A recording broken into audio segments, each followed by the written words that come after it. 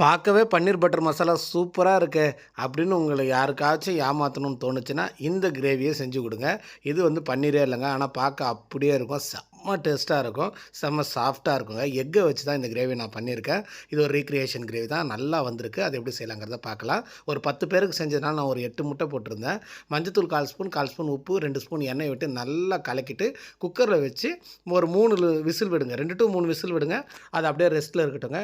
இப்போ நம்ம இது கிரேவி செய்ற ப்ராசஸ ஸ்டார்ட் பண்ணிடலாங்க. அடுப்பு பத்த வச்சு கடாய வச்சுட்டு 2 ஸ்பூன் வரைக்கும் எண்ணெய் விட்டுருங்க. 1 ஸ்பூன் அளவுக்கு சோம்பு, 4 கிராம்பு, 4 ஏலக்காய், 2 அன்னாசிப்பூ, ஒரு 5 கிராம் பட்டை, ஒரு 2 ஸ்பூன் இஞ்சி, 2 ஸ்பூன் பூண்டு, ஒரு 1/4 கிலோ வரைக்கும் வெங்காயத்தை நான் இதில் சேர்த்துருக்கேங்க.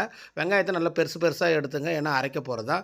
ஒரு 2 பெரிய தக்காளி, ஒரு கைப்பிடி அளவு கொத்தமல்லி புதினா, ஒரு அரை பதத்துக்கு வதக்குங்க போதும். இப்போ வந்து பார்த்தீங்கன்னா 4 ஸ்பூன் மல்லித்தூளுங்க, 1 ஸ்பூன் மிளகாத்தூள், 1/2 ஸ்பூன் மஞ்சத்தூள், 1/4 ஸ்பூன் சீரகத்தூள், 1/4 ஸ்பூன் சோம்புத்தூள் இதையும் போட்டுருங்க.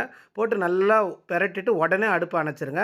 நல்லா ஆறுன உடனே மிக்ஸி ஜாருக்கு மாற்றி அரைச்சி கொண்டு வந்துடலாங்க. தேவைப்பட்டால் நீங்கள் தண்ணி ஊற்றி கூட அரைச்சிக்கலாம். இப்போ நம்ம கடாயை வச்சுட்டு கொஞ்சமாக எண்ணெய் விட்டு கஸ்தூரி மேத்தி நான் போட்டிருக்கேன். நல்ல கமகமன்னு வாசம் வரும். பொடியாக வெட்டின வெங்காயம் ஒரு கைப்பிடி போட்டு நல்ல கோல்டன் ப்ரௌன் வர வரைக்கும் அப்படியே வதக்குங்க.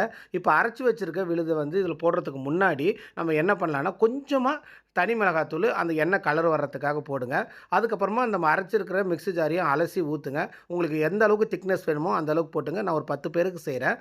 அதனால் ஒரு 10 கிராம் உப்பு போடுறேன். இப்போ வந்து நம்ம குக்கர் ஓப்பன் பண்ணிட்டோம். அதுலேருந்து முட்டையும் வெந்து வந்துருச்சுங்க.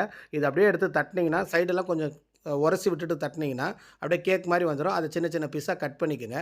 கட் பண்ண பீஸை வந்து பார்த்திங்கன்னா ஆல்ரெடி நம்ம இந்த கிரேவி ரெடி பண்ணியிருக்கோம்ல, அந்த கிரேவியில் கலந்து ஒரு 5 நிமிஷம் கொதிக்க விட்டு கொத்தமல்லி மேலே தூவி விட்டு எடுத்திங்கன்னா கண்டிப்பாக உங்களுக்கு யாருக்கு இம்ப்ரெஸ் பண்ணணும்னு தோணுதோ அவங்களுக்கு செஞ்சு கொடுங்க. இம்ப்ரெஸ் ஆகிடுவாங்க.